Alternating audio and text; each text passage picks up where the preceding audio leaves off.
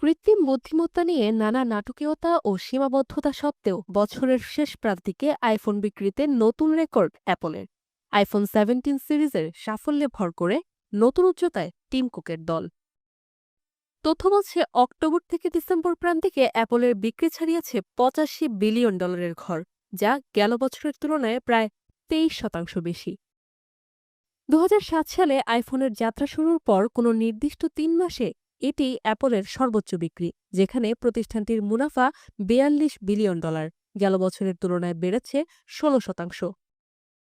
মূলত আইফোন 17-এর নতুন liquid glass design আর বিশেষ সফটওয়্যার আপডেটের কারণেই 18 বছরের ইতিহাসে সর্বোচ্চ বিক্রির রেকর্ড গড়েছে অ্যাপল।